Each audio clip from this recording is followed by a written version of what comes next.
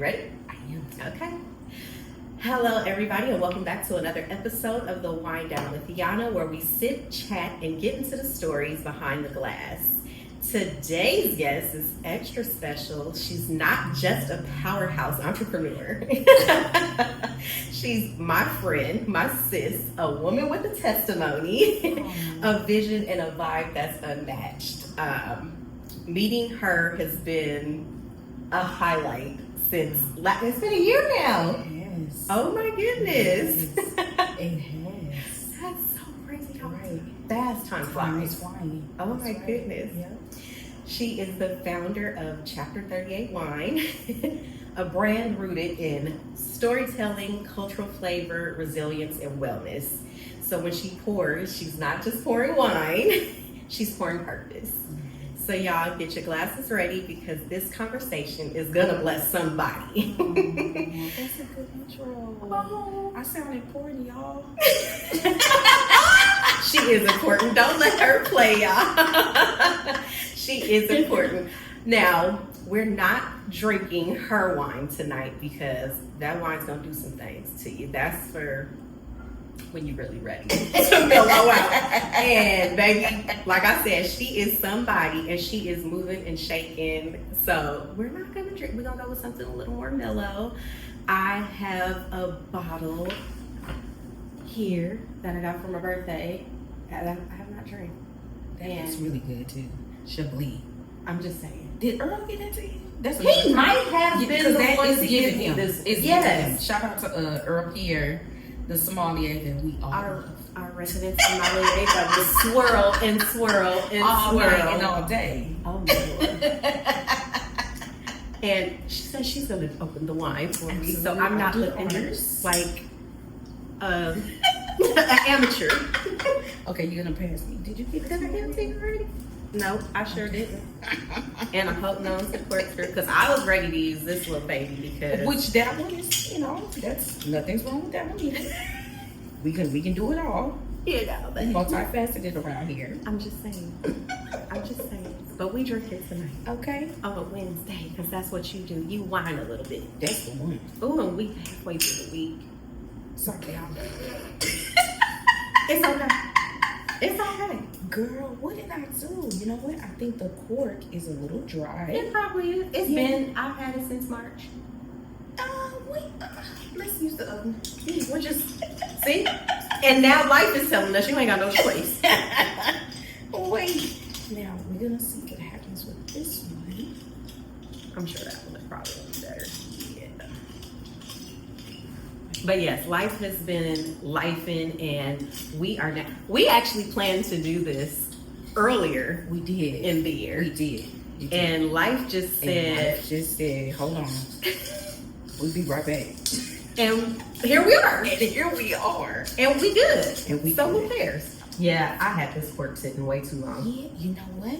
I think also too, you might need to lay them on. They saw it.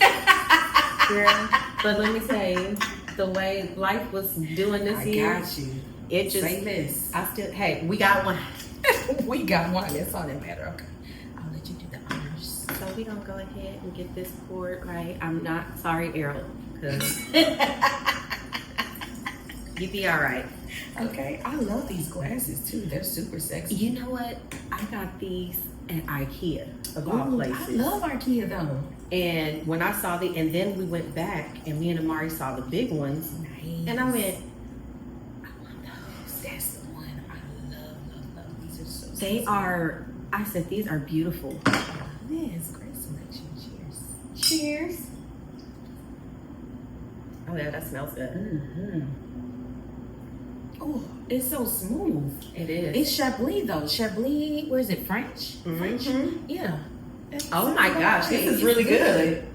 Absolutely. I like this. Me Okay, too. we sipping tonight, sis. That's what I'm talking about. Oh my goodness. Okay, so we dive right in. Okay. For the people who are new to Chapter 38, what inspired this brand? Was there a moment in your life where you said, yep, this is my story to tell, and this chapter I'm stepping into? So my story is very unique because I had kids really young. I had my oldest at 15 and I had my youngest at 20. I was married by 21, bought my first house by 25. Okay. Divorced by 28. Just let the story keep going. First divorce at 28. Sold my first house. Like, it's just so many different things that happened that I had been through over the last, maybe like about 18 years, because my oldest at the time was 21 and my youngest was getting ready to turn 18. So at this point, this was the first time in my life that I had to figure out, oh shit, what's next? Yeah. They're grown. Not that they were leaving, but the relationship and the dynamics of parenting shifts. Mm-hmm. So I had been traveling the vineyards of just different vineyards throughout maybe the last 5 or 6 years. And every time I would travel, I would always have something at the end of the year for my birthday, which is in December. And I would bring whatever bottles I had all the girls. I used to do shit like get a spa, and all of us come to the spa and I have different wines. And in 2017, it was maybe about 15 of us there, and actually 5 or 6 of my cousins was there, sister and all that stuff. And my cousin said, why don't you make your own? That changed my perception of wine. Mm-hmm. So when she said that, that's how we ended up with chapter 38. And at the time, I opted to create the brand under a new chapter in my life. And so that's why I called it chapter 38, because at the time I was turning 38. So it was like, that is beautiful. It's time to, here we go. This is a new chapter. 3 and 8 has such significant meanings when we're talking about numbers. Mm-hmm. And so it represents the new beginnings. So I felt like it was like both numbers was just perfect. So it was God sent. It was meant for the journey to go in the path that it did. But what I wanted to be in this space was innovative. I didn't want to just go into a white male-dominated, industry. Right. I kind of wanted to be different. What that looked like, I didn't know yet. But that's how I got started. And the rest is history. The rest is history. And baby, you are making history. Oh my gosh. I love that. I had no idea. Yeah. Before. Oh my gosh. That's amazing. I mean, and I started off in my kitchen. I wasn't. Shut up. Yeah, everything. So, at the time I was married was in his second marriage, and he was a full-time entrepreneur. So it's really important to talk about seasons in your life when you meet people. Mm-hmm. And I think my season with that marriage was about the journey of being a full-time entrepreneur and really truly understanding the dynamics, the business, how you're going to travel with it. It was bigger than that marriage. So it was meant for that season. In that season, I learned so much about what I needed to do, what LLCs needed to be created, things like that. But to be a true winemaker, I wanted to know the process. I didn't want to I knew how to taste it. I knew my differences in wine. But what is the process? And so I just bought a gang of wine equipment, and I was a kitchen chemist. I love that. I was in the kitchen. I had shit everywhere. And I wanted to do something different. I was so immersed in the Ethiopian culture. Uh-huh. I started off with the Ethiopian wine first. I kind of did like some digging, family tree digging. Some of my friends are Ethiopian and Eritrean, so I went that route first, and then I just started throwing different stuff in it. It was an experiment. And then that's how I birthed the cannabis and the CBD wine as well, because I was fermenting and I was aging with different types of elements, not your typical elements that you normally in wine. Like, of course you get your fruit, your earthy notes and stuff like that, but this was on a different scale. So I got to give a shout out to a special friend who recommended. She knew I was on the journey of being innovative, so she said, I think my dad, because this wine also honors my father. It's my passion and his passion, which is cannabis. He loves smoking. He's a 1952 baby. Back then they called it reefer. Right. So he was big on that. He's from LA, and so it was, big out here for that. Mm-hmm. So she was like, I think you should try to mix the two. And when we kind of talked about it, and I took it a step further and just started experimenting with it, and just the story gets crazy because I feel like a street pharmacist for a long time. I'm getting drugs from the local dealer in Texas, calling LA, hey, I need you to send me this. Like, I was doing all kinds of illegal shit. But I knew that there was something special here because there was no one in my space. Right. So I just wanted to see. I took a lot of risks with this too. So I believe you. And let me tell you, what you have is gold. Mm-hmm. Because upon first taste, I said, wait a minute. And when it kicked in, I said, oh, we're going to wait a few more minutes because, yeah, girlfriend, I know. Yeah. I said, it's smooth.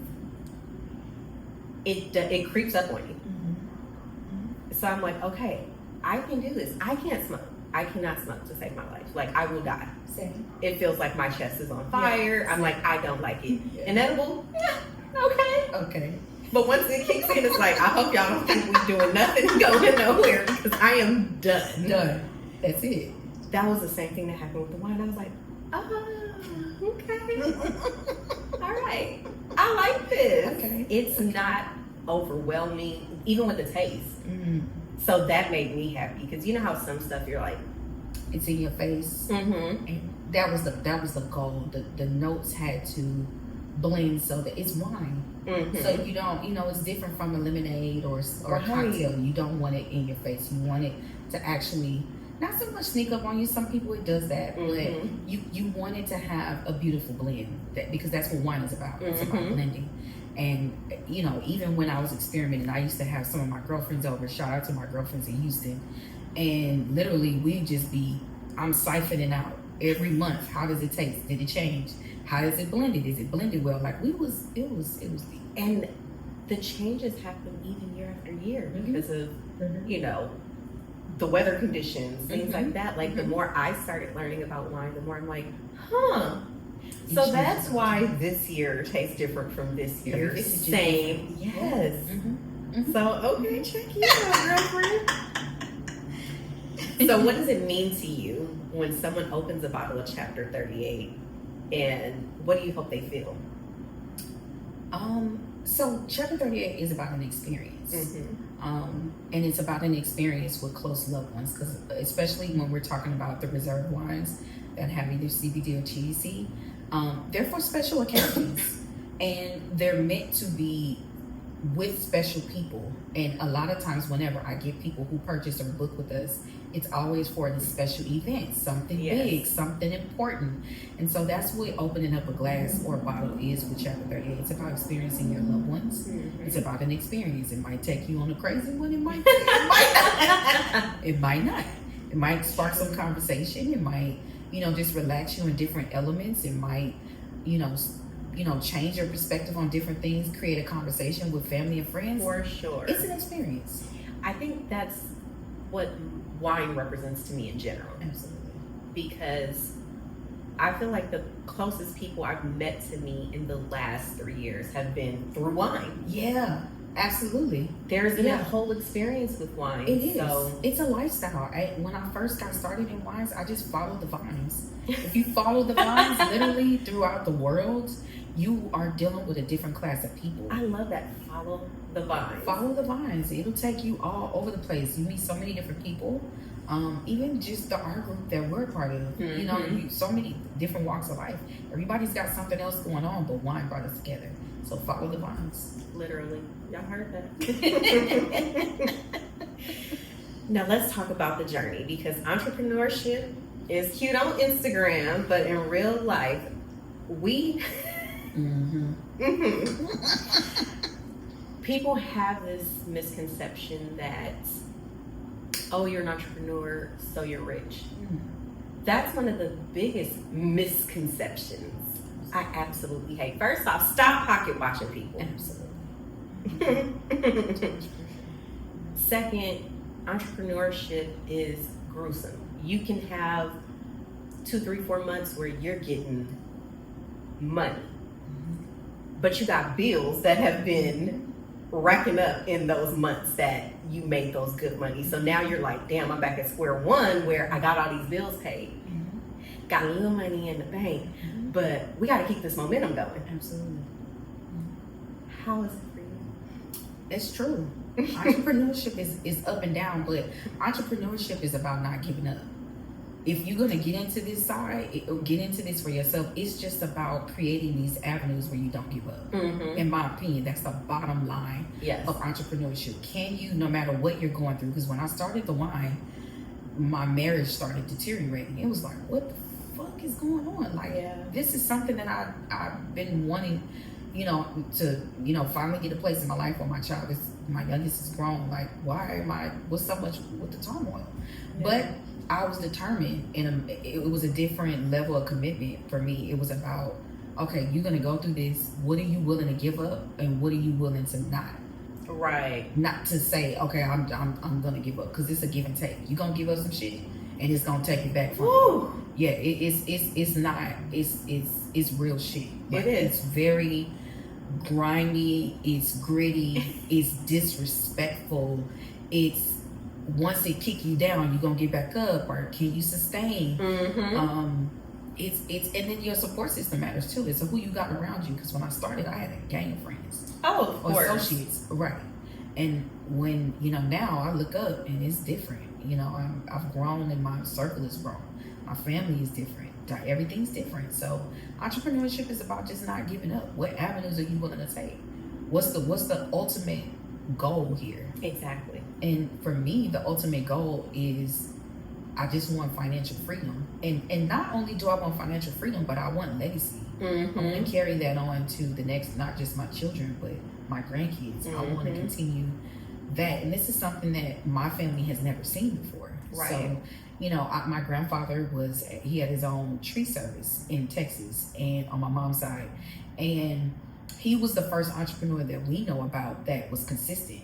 But that comes from his generation, Right. the sharecroppers and things like that. There was no one in our immediate direct limelight or line of uncles and aunts that was doing this. So it was about creating that legacy and just letting my kids see me not give up too. And I think that's such a big deal. Absolutely. Because kids go off of what we do versus what we say. Hell yeah. Like, they literally are Monkey see, monkey do. Man, Yeah. you want to talk about sponges. Absolutely. Mm-hmm. So you are setting an amazing example. Thank you. And I am proud of you. Thank you. I mean, from day one, I'm like, girl, what you doing? And you've always been so positive anytime I've seen you. It's never like, oh, woe is me, Life is kicking ass and you still have a smile on your face. And It's God. Can you say that again? It's God. I wouldn't be this far without my spiritual walk. It's definitely God.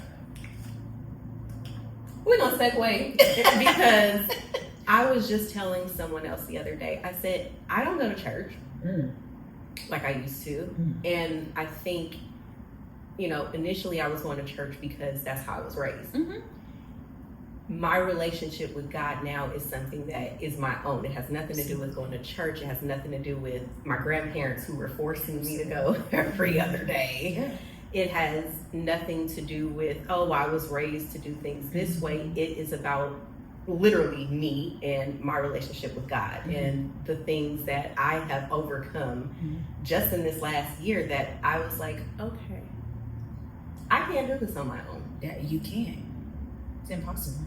I cannot. And God's been telling me, you gonna lean on me or you gonna keep struggling. Oh, you gonna keep struggling. That's the one. That's it. And once I started letting go, it was like things started flowing.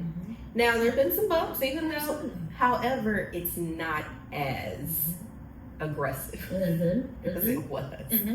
Because there were some days I'm like, oh my goodness, like. And then you fight control, And I already know I have control issues. Same. I mean, we're Black women. We come from a long line of that. It's a generational thing. This is not this is deep rooted in our nervous system for years. We want control because we're used to being in control of so much. So then you're toying with your real life situation, letting go and allowing God to really be the say so. Exactly. That's the challenge, is letting that side go and really just, you gotta breathe your way through that shit.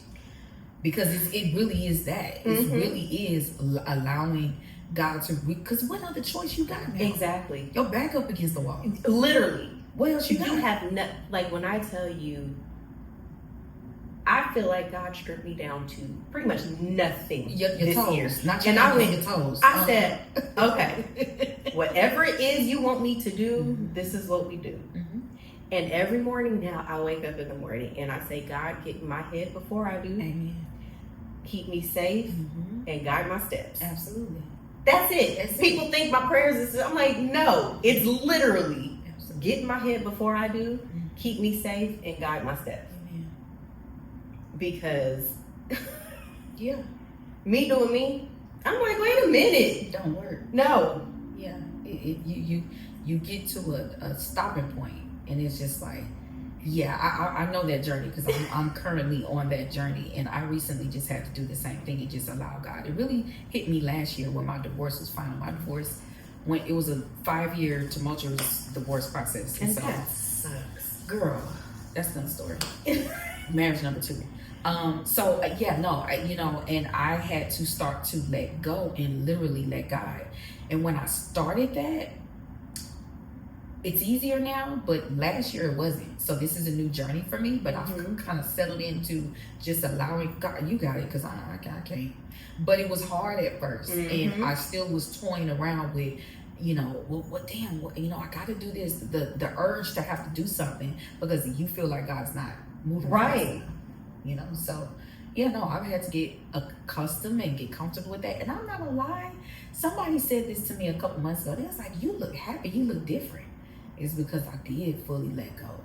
And you don't realize it until you're sitting there sometimes and either someone notices or you're like, I didn't do what I used to do. In a crazy situation. Right. And that's when it hits you like, oh, I'm okay. God is good. Because no, it is insane. And with you talking about divorce, people don't understand relationships. Absolutely. Oh my gosh. They take work. And when you're on a journey, especially as an entrepreneur, you don't have the capacity to even, what is the word I'm looking for? Fully function when someone is bringing you extra turmoil. Don't get me started. Do not get me started. It's a distraction. It's an incredible, overwhelming distraction. And so now everything that you either work hard to start, finish, or attempt to continue is on hold because it's this distraction. And I don't mean, this is just my perspective. I'm not taking anything away from the other person.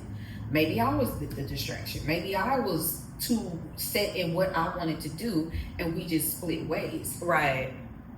But at the end of the day, in my opinion, it's a distraction. So you got to align yourself. The relationship might pick up at some point, Exactly. That doesn't mean it's the end, but certain scenarios, it just could mean this is the end of my chapter, which is why I talk about seasons. We go to certain, people are just here for certain seasons. Yes. And I'm meant to learn something with you and about myself. Did you know that 69% of people that are not in relationships, anymore, half the time they didn't end because they didn't love each other. It was because of, issues like that. Oh, we're just going through different seasons. Yeah. We were having a hard time connecting the way that we used to. Someone, grew too fast and the other person, hasn't gotten there yet.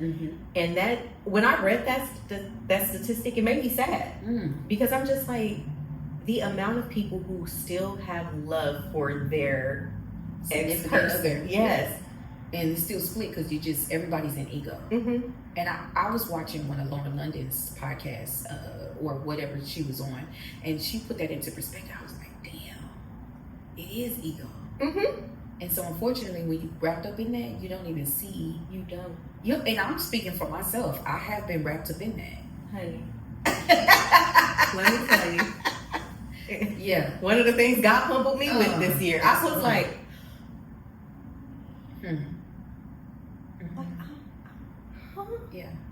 And yes, you could be the kindest, sweetest, most considerate person in the world, but then there are things where you're like, I could have been a little more empathetic. I could have been a little more considerate. That's it. And I wasn't. So I was a part of the problem, even though maybe what that side did may not have been right, but I didn't help because I. That's so true. That's a word. That's taking accountability. That's God stepping in. It wasn't nobody but God, because it wasn't gonna be me. You sound like me. It wasn't me. What do you mean it wasn't you? God was like a little girl. Yeah. I was like, oh, it was. That's good. That's good. Yeah. That's good. Okay. Your brand is more than business. It's a cultural stamp. You know, like representation that I'm thankful to see, like you said, in this white-dominated community.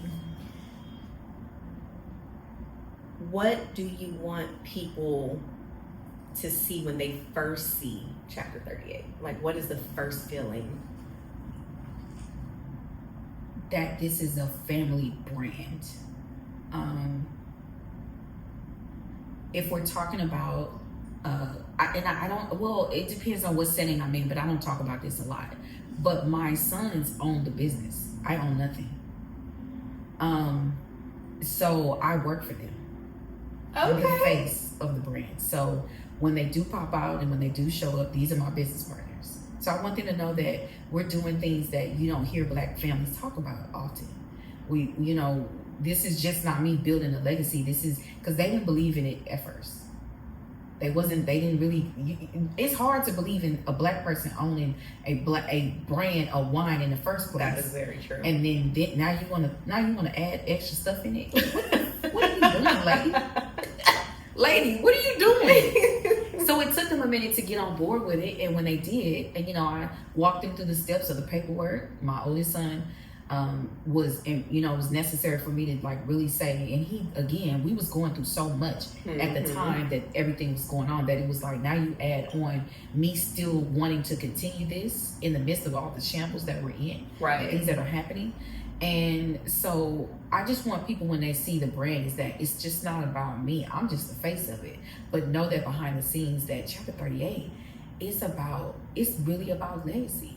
Even when I talk about, the vision for Chapter 38 is to have a winery dispensary where people can actually come to the winery, and we'll have tiny homes so that people can actually stay on the vineyard. And if you decide you want to do a bud and breakfast concept, you can have your bud in your tiny home along with your wine.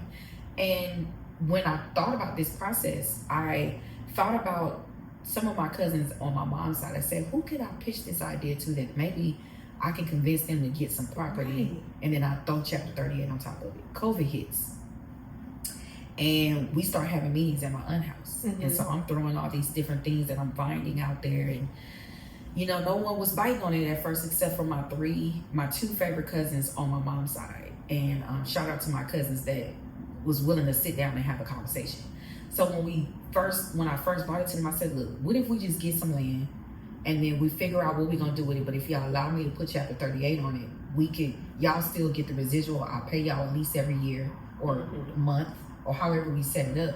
And you guys are now involved in something that, is potentially, we don't know. I don't know where it's going to go. I just know that I trust y'all because I know what kind of money y'all going to come to the table with. So those were kind of like my first investors. So what we decided to do was, during COVID, we brought in my two sons. One of my other cousins brought in her daughter, and my aunt brought in her cousin, which is the same age as all of the young adults, my kids. It. So it's 7 of us. I'm a silent partner. I funnel all of my proceeds through my two sons. But our first deal was during COVID. We purchased a 1/4 acre in Texas, and that sparked more ventures. So from there, me and my oldest son and a good friend of mine, we did a second venture. So to me, that's building Chapter 38. So I'm not these people around me that I trust financially get to see what's gonna happen. Right. And so so now we got this, that'll happen, and we got the next location that's gonna happen, and we'll continue to do that. Decided to come out to Lancaster. I did the same deal with my oldest son's mother. Shout out to Trudy Williams. She has always believed in the brand, and she wanted to be an investor as well. So we bought the property in Lancaster, and so the concept is to, we'll get there. I don't want to give too much. No. But girl, you got me over here like. The concept that is one of the end goals. So again, I want people to know that I'm building this shit from scratch. No funding, no bank. What's amazing is it's going to lead to jobs for other people. And I think that's what most people don't think about when they're building a business. You're opening a door for other avenues of people that are, possibly other entrepreneurs to make money as well. So, okay. Listen. So we have people watching this who have a dream on their heart but don't know where to start. What advice would you give someone who's inspired by your story and wants to build something of their own? Jump. I'm being honest. There's no handbook for this, for entrepreneurship. There's anything that you're building or that you're doing. My youngest son actually started when he was in 11th grade. He actually is a graphic designer / artist. So he drew our logo, and then I got it digitalized by the graphic designer that we know, that I've been using for years. But he started his own business in 11th grade, and there was no pen, no paper, there's no handbook on this stuff. So if you continue to question yourself, well, I got to get the funding first, we got to get the grant stuff. Okay, well, good luck with that, because all of this stuff will come. You never know. For 3 years, from 21 to 23, the word God had me using all 3 years was just show up. Oh my goodness. I was showing up to events with no money. I was telling people, hey, if you let me show up, I'll pay you on my first bottle. I didn't know what was gonna happen, but I just showed up. It was so you just show up for yourself. You can't, nothing that you do, I don't care if it's a candle business. And I have family members who are in this same space. And, well, I want to have all this. I say, you're never going to have it. No. You're never ready. You're never ready. That is. So you got to jump. Otherwise, you are your biggest problem. Just jump. Everything else will fall in place. I promise you. It's not. I'm still jumping. And I'm 7 years in. It'll be 8 years in June. So yeah, I think it's important to just show up for yourself. When you understand that nothing is figured out from day one, then please, by all means, trust in the fact that whatever happens as you jump will happen, and it will be in the timing in which you need to show up for it. So just show up for yourself. And what keeps you motivated when it starts getting too heavy? This shit don't stop. Love that. Can't stop, won't stop. I'm not gonna talk about nobody, but this shit don't stop. No. It's in me, it's not on me. It's deep. Seriously. Yeah, no. This it runs extremely deep. So when the top of the year planes falling out the sky and I'm supposed to be in New York, the funding is starting to slow down a little bit. Customers not purchasing like they're supposed to. Okay, well then I gotta create a podcast. I gotta create 38 classes. I've started doing other things because it don't stop. No. It's gotta keep going. It's just other avenues. It may not be sales right now, but I gotta keep it in front of people's face, because guess what? It's the world goes like this, and you've got to ride the wave. Absolutely. And I like that. Yeah. And when it's purpose driven, not to say that everybody isn't purpose driven, but I found my purpose with this. I'm just gonna ride the wave, like you said. And I think that's the problem with a lot of people. They're not purpose driven, they're money driven. Absolutely. And if all you're chasing is money, you're never gonna attain absolutely what you want to achieve. I agree. Yeah, that's why I said it's not always about the money. I've had some of my girlfriends fly out to events with me, and I'm tied to different events that I'm doing, so my name is in certain spaces where the event wasn't the best, but people come up to, oh, why did I get this? Here's a bottle of wine. Why are you giving out wine? It's not about the money. Mm-hmm. We're gonna keep integrity with chapter 38, and we're just gonna let people know, man, you know what, that event was crazy. Yeah. But chapter 38 was, hey, I fuck with that. Right. I walk with that. I'm with that. I'm with that movement because of how that brand was showing up. The representative of that looks different. So it's because it's a purpose. It's bigger than the money. It's gonna do what it's gonna do. You know, I don't know where. I know where. I know the purpose, but in the timing that it should happen. So it's not. This is inevitable. It's not. This is a Nike. We're stamping ourselves all over the country, all over the world. So I love that. Yeah, I love that. Ooh, everybody gonna be. Oh man. Now we're gonna switch the gears. Have a little fun. okay. Because let me tell you, we've known each other for a year now, and my goodness, we've had some fun, we've had some tears, we've done it all.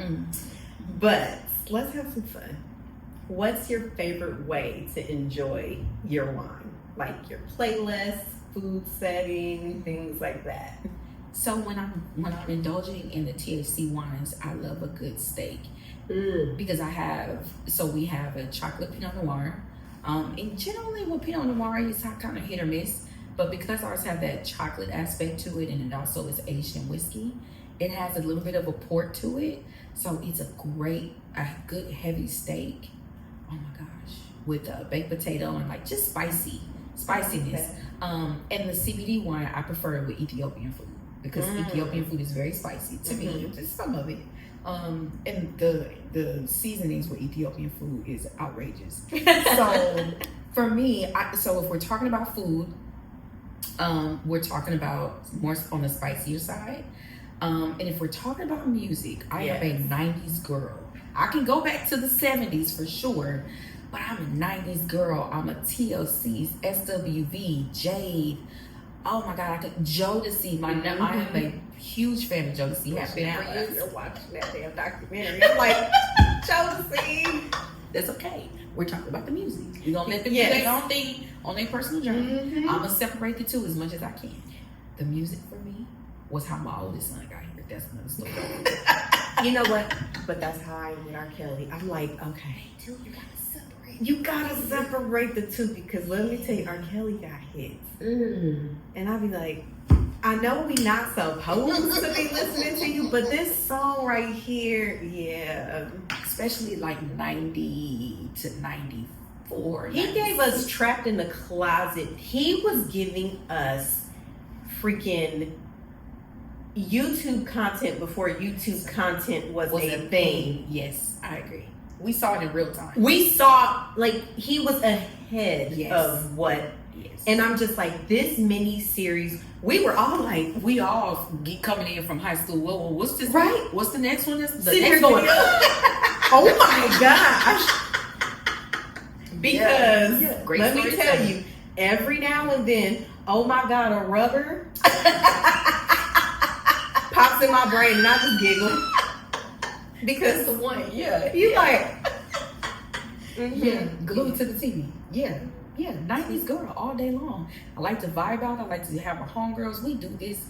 Oh man, I could go on for years, for days, months about 90s music, and it sets the tone. It takes me back to a great space in my life. Yes. And so with the wine, it just makes it better, smooth, and you think of a time you can close your eyes and you're like, good days. Yeah, we can sit there and reminisce. Oh yeah, definitely. Give me 90s all day long. All day long. Oh my. See? So if chapter 38 was a person, what would their personality be like? It depends on which wine you're drinking. So if you're drinking the THC, you're probably gonna be a little wild. You're spontaneous, spunky, alive, vibrant, ready to take on the world, ready to show your friends and family how to just live out loud outrageous, because we all need that, like, you know, release at times. But then when you're drinking the Ethiopian wine that's not infused with anything, just want to sit back and I want to talk to my girls. How we doing? Right? Are we good? What you got going on? I love that. Let's sit around and let's just manifest some things. Let's, you know, let's just check on each other, because like you said, life is life, and everybody's going through so much. Oh my goodness. I mean, you know, and I'm away from my closest circle that's in Houston. I brag on them a lot because we go through life together. And so, you know, people are losing family members. And so it's important to just, even when I'm away, let's just check on each other. When I come, we're going to be at your house. Somebody come to somebody's house, we're going to bring the Ethiopian wine. Because the Ethiopian wine makes us, it allows us to reflect. We can definitely be present, and we can maybe have some food. A lot of times we cater, get some food ordered in, and we just vibe out. So I think the wines that I have, they serve different purposes. Oh, for sure. Depending on what mood you're in, what kind of day you're having. So I mean, I love that. Yeah, I think it just depends on what mood you're trying to be in.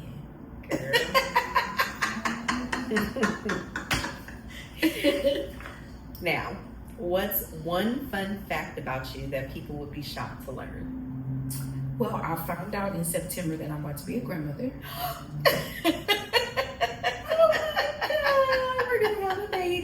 We're gonna have a baby, and that's that legacy that I spoke about. And so I am getting ready to do some special things. The baby, it's a boy. Aww. So we're so excited because I only have sons. So I love boys. I'm a boy mom. So yeah, we're about to add a new addition to the family and Christian him into the chapter 38 world. And we already got some concepts, me and my oldest, and all three of us, we got some concepts that we want to do with him already. He's not even here yet. I mean, no, we got to manifest his life. Absolutely. So he gets to see it in real time. So this is really, you know, creating that legacy that I was talking about. He gets to be born into that. So we're trying to purchase some other property in his name before he gets here. So we're going all the way out. We're taking this to another level. So I love that. I am too. Yeah, I never thought I would be. You know, a few of my girlfriends already have grandkids, so they, oh my god. No, I didn't get it. I'm gonna be that. Now I'm gonna be that one. And what do you want the baby to call you? So my middle name is Eunice. Okay. And so, that's a old Southern name, girl. So my dad's so she's my great grandmother. So my dad's grandmother is from Louisiana. Okay. Her name is Eunice. I'm named after her, and we used to call her Mama Eunice. Was that his favorite relative? Yeah. So yeah, my daughter got her middle name from my favorite great aunt. Wow. And she literally died. I can't remember if it was 2 days before she was born or 2 days after she was born. Okay. But I had to give her a name. Absolutely. My older kids have my same first and middle initial. Oh, I wasn't playing. So people would call us the KKK, and I was like, that don't sound right. Can we not do that? But she ended up with my favorite great aunt, and she does not like it, but she goes, yeah, I don't like people calling me by my middle name, because normally when you say that, I'm in trouble. Or you said something crazy and I gotta reel you back in. It's like, girl, what the hell? So no, I get it. Yeah. So I want my grandkids to call me Mama U. I like that. That's cute. Yeah. So we called her Mama Eunice. We wasn't. She died when we were really young too. But I have memories of her. I had to be like, I want to say like 5 or 6 when she passed. So yeah, we called her Mama Eunice. My dad called her Mama Eunice. So yeah, I want to take on that same.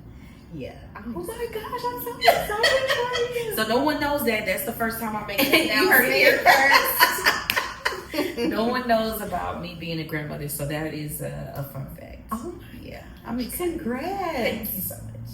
Oh no, we can't be cheersing with no empty glass, girl. You gotta fill me up too. And we, I got us some salads too. Oh so. Yeah, you did say that. Mm-hmm. Yeah. Oh, I wasn't playing. You wasn't.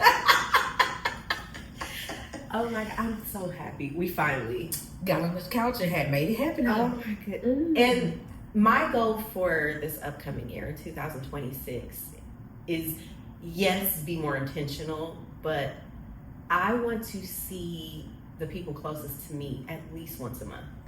Whether it's us saying, listen, pick a day in this month, we're meeting up. Let's go bowling.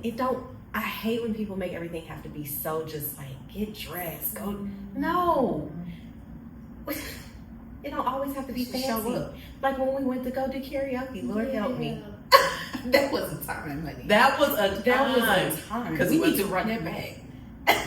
When I tell you I woke up the next day and I was like, why am I here? I know, we need to run that back. That was a good time. That was a good time. That was a good time. And I'm with it. Once a month is necessary. It's intentional. It's necessary. Absolutely. We all needed just those nights out. Yeah. So my goal is to plan stuff to do once a month. So like right now, I'm already planning January. Good. And then, working on February. Okay. I'm like, Okay. no, I'm going to sit down, look at the calendar, and be like, okay. Yeah. And those that can show up. They can. And And if you can't, you just can't.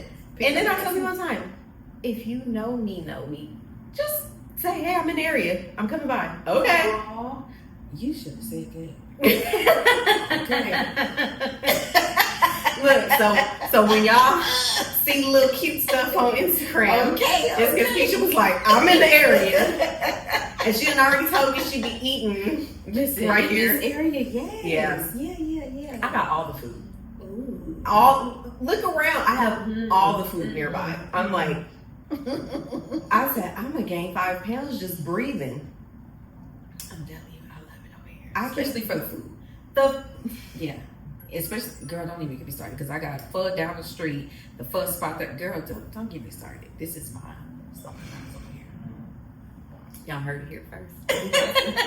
We're about to be eating and planning and drinking good wine. Oh, yeah, I love that. But I'm so glad we finally got to do this. Absolutely. And Thank you. there'll be plenty more. Trust me. And I want to say I'm proud of you. To continue, because we talked about entrepreneurship and what that looks like to still show up. I'm proud of you. It's like you said, it's been a tough year, and you still showing up, and you still show up with a smile on your face too. So it's the energy that you are spreading and what you're giving. So I'm proud of you. Yeah, of course. Of course. I'm a crier, so I'm sucking up my tears. Because I am a crybaby. Oh. But I'm thankful. This year was necessary, even though it was hard. I tell people all the time, like, I needed to go through this year. I needed to go through this year. Absolutely. And I feel like I'm stronger for it. Absolutely. And happy that I survived. That you survived, honey. You ain't going nowhere.